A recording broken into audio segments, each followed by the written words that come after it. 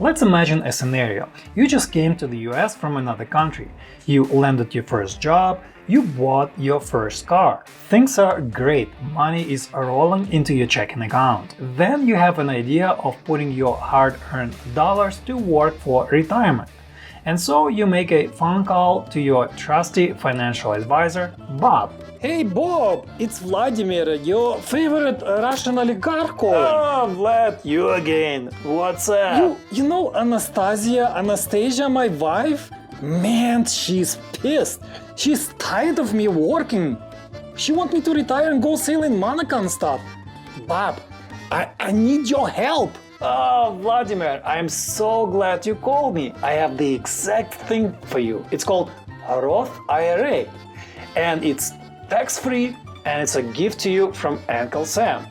If you do, as I tell you to do, you'll swim in cash for yachting in Monaco. And no funny business, no money laundering. Huh?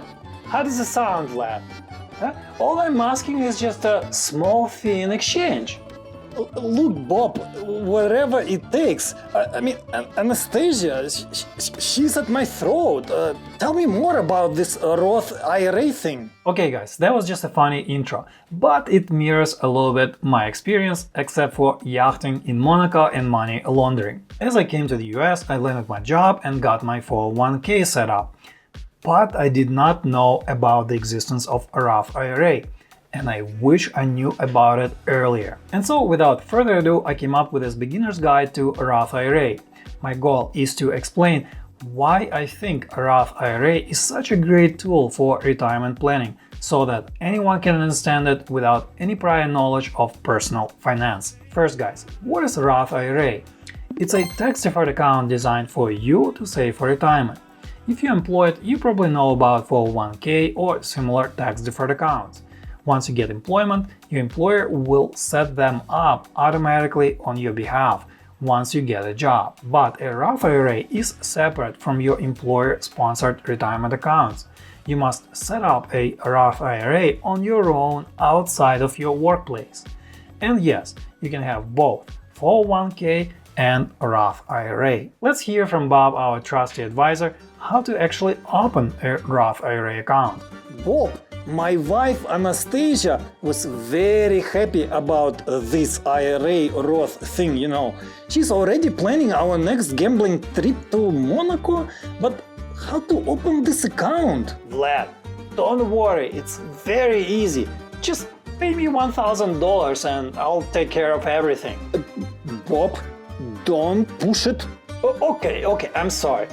You know, these big shots like Vanguard, Schwab, and Fidelity, they all do offer that Roth IRA. All you do is go to their website and click on Open Account.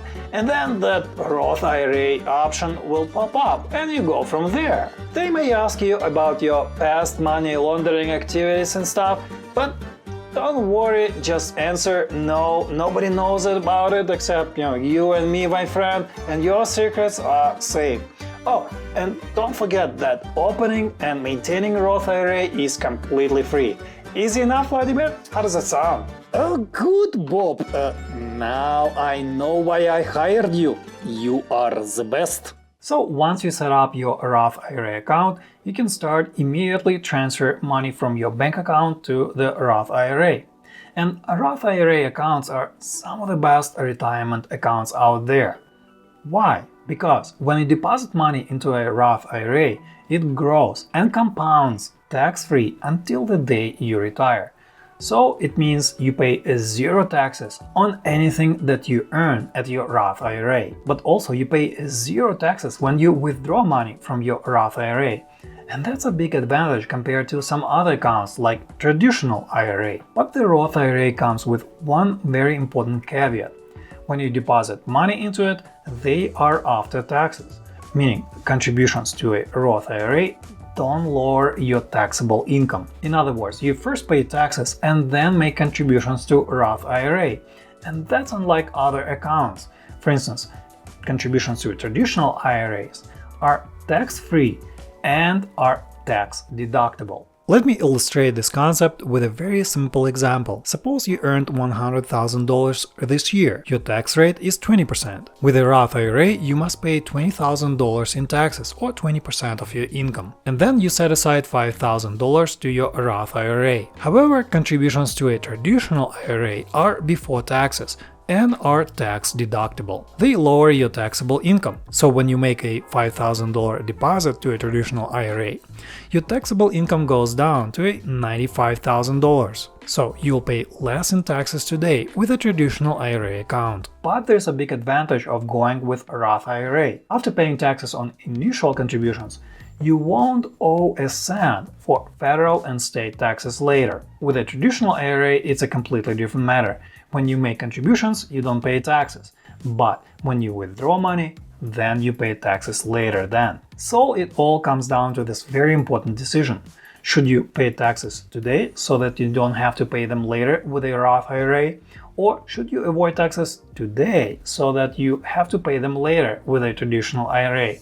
I will come back to this comparison later and help you decide what works best. Of course, a Roth IRA has income and contribution limits. For starters, you must be at least 18 years old. In 2026, the max you can contribute to a Roth IRA is $7,500. If you are 50 or older, you can make an extra catch-up contribution of $1,100 for a total of $8,600. One important thing to remember about these limits is this. They are combined across all of your IRA accounts. For example, suppose you have both traditional and Roth IRA accounts. You can make combined contributions to them only up to these annual limits. But there are also income limits for Roth IRA.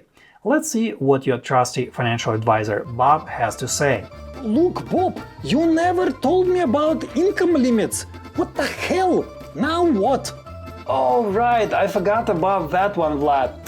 Well, you see, you must earn less than about 153. Let me just check your income.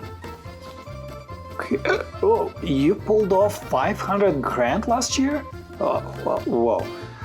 Well, if we move this here and then we subtract your yacht expense from there, I can make you under the required threshold.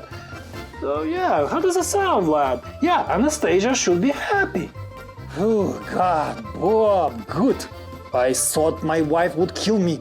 On a serious note, if you're single and your modified adjusted gross income is below $153,000, you can make the full $7,500 contribution. Above that, your max contribution starts to phase out. If your income is above $168,000, you cannot contribute even a cent to your Roth IRA, period. Similar but higher income limits apply to married filing jointly. These income caps get adjusted each year with inflation. Modified adjusted gross income is usually a combination of your wages and salaries, but it can differ depending on your circumstances. I left a link to the IRS page that will help you calculate your modified adjusted gross income. Okay, so you transferred money into your Roth IRA. What's next? Hey Bob, my bank wire went through, right? Right on cue, Vladimir. And now what? Well, I'm glad you asked, Vlad. How do you want to do it? Do you want to get rich quick or like everyone else, average? Quick, of course. Okay, good. Then I will put you in crypto, biotech and other penny stocks. Sure thing, Bob, as long as you don't lose my money. Or you know what happens next. Surprisingly, Roth IRA accounts allow you to invest in a wide variety of assets. It could be individual stocks, bonds, mutual funds, and ETFs, and choosing what to invest in will be your most important decision. If I were you, I would keep it very simple. I would invest in a combination of stock and bond index funds. For instance, it could be the S&P 500 index fund as well as US Total Bond Market Fund. You may also want to add international stock funds into the mix. I made a video where I explain how to choose these allocations. I also explained there some very basic but important investment concepts that I will link here. Okay, what about withdrawals? Let's talk about that. First, it is important to distinguish your contributions from earnings on them. When you make a deposit to your Roth IRA, those are your original contributions. But eventually you will start earning income on them, like dividends, interest, and capital gains. And capital gains are just income when the price of your mutual funds or stocks go up. The Roth IRA is a retirement account for a reason. The US government doesn't want you to touch it until you turn 59.5 years old. Also, your account must be open at least for 5 years before making withdrawals from it. But here's one awesome thing about the Roth IRA. It gives way more flexibility for penalty-free withdrawals. You can withdraw your original contribution amounts at any time, tax-free and penalty-free. But it's a different matter for earnings on your contributions. Withdrawing them after you turn 59.5 with at least 5-year-old Roth IRA account is penalty-free and tax-free. But before that, you will have to pay federal and state income taxes. Not only that, an early withdrawal penalty of 10% applies on these earnings too. So as we see, it is a very bad idea to withdraw all of your money from a Roth IRA before you turn 59.5. Here's the good thing about Roth IRA. When you make a withdrawal, you can specifically choose to withdraw your original contribution amounts and not earnings. And that way, your withdrawals become tax-free and free of that awful 10% penalty. And by leaving the earnings alone, they can continue growing and compounding tax-free. But as with many rules, there are exceptions. If you make withdrawals of your earnings, not contributions, to cover expenses under certain special situations, you won't face that ugly 10% penalty. You will still pay income taxes on the earnings that you withdraw, but at least not penalty. And what are those special situations? Actually, Vladimir had exactly the same question. Bob, you know, Anastasia wants another vacation trip in Miami. We got to take some of that Roth IRA money penalty-free somehow. Any thoughts? Vladimir, you know you can't do that. The feds will be at your neck. But what if we say it's our first time, we're gonna live there, have parties and stuff? Vlad, you know, this time you are really pushing it. Okay, I thought at least I'll try. But here's a list of exceptions from the IRS that will avoid that 10% penalty. As you can see, it's a long list. Just to name a few, here they are. Exceptions on your first home purchase, birth or adoption, higher education, disasters, personal and family emergency. The last one is new from 2022. If you have expenses that qualify as unforeseeable, immediate, and necessary, you can withdraw up to $1,000 a year penalty-free. Emergencies like auto repair, foreclosure, or eviction qualify, but paying for your routine credit card bills does not. With that, let me tell you 5 reasons why I love Roth IRA. First, opening a Roth IRA is very easy and takes only a few minutes. You are in full control of it, and it's very inexpensive to maintain. In fact, most Roth IRAs charge very minimal or no fees at all. That's a big advantage because other retirement plans may charge you certain fees, for instance, administrative, maintenance, and other fees that will eventually subtract from your returns. Second is the withdrawal flexibility that it gives, especially in emergencies. You can withdraw your contributions at any time, penalty-free and tax-free, and you can do that with traditional IRAs or 401ks. Things happen in life and you may need to access your nest egg earlier than expected. Third, the Roth IRA is not subject to required minimum distributions. When you turn 73, the US government will force you to withdraw money from your 401ks or traditional IRAs, but RMDs don't apply to Roth IRAs. If you saved more than enough by 73, you can leave a Roth IRA to grow and compound for either yourself or future generations.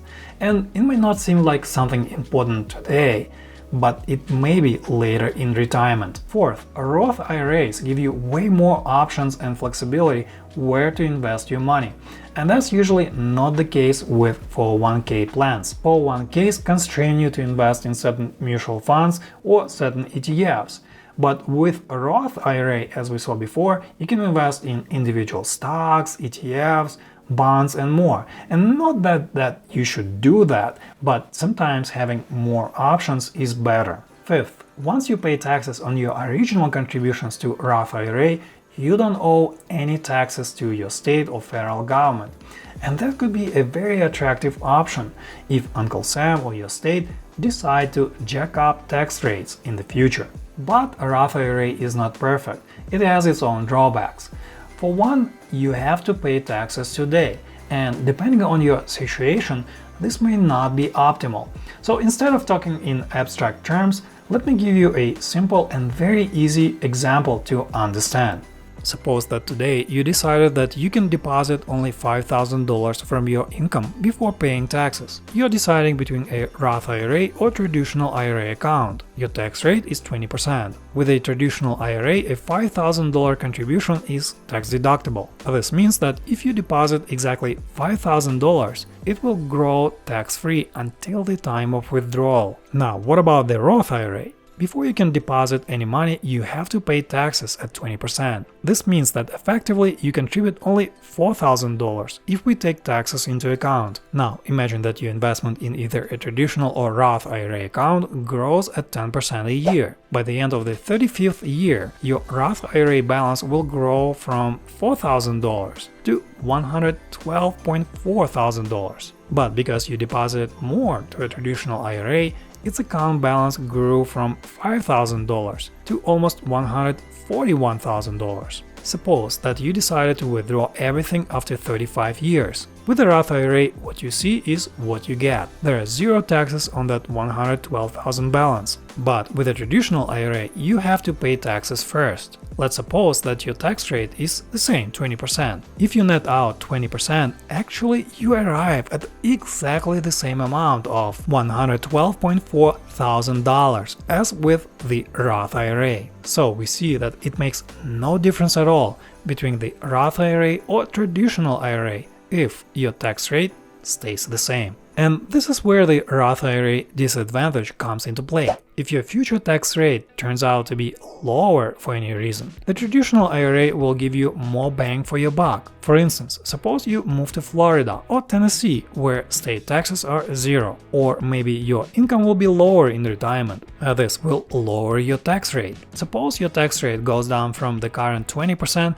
to 10% in retirement. After paying taxes, a traditional IRA will net you more money. So in a nutshell, it all comes down to this. If your tax rate today is lower than in your retirement, then a Roth IRA wins, since it will give you more money. But the reverse is true. If your tax rate today is higher than in your retirement, then traditional IRA makes more sense. Of course, the final size of your retirement account is one of the factors to decide which option to choose.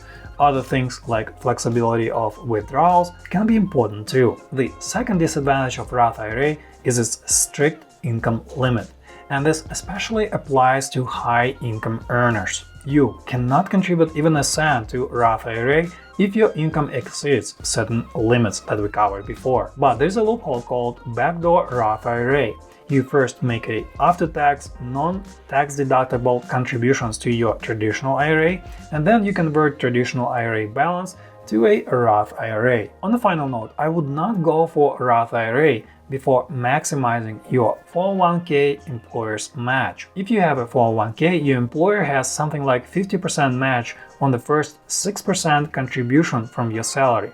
So for instance, if you have a $100,000 salary, you contribute $6,000 to your 401k, the employer will match with a $3,000. So I would think about maximizing that first, and then if you have more room to save, then go for Roth IRA. And that's all for this beginner's guide to Roth IRA. I hope now you know why I think it is such a great retirement saving tool. Subscribe to my channel for more insights on personal finance in the future. And stay tuned for more from Bob, Vladimir, and Anastasia. I learned a lot from them. All the best!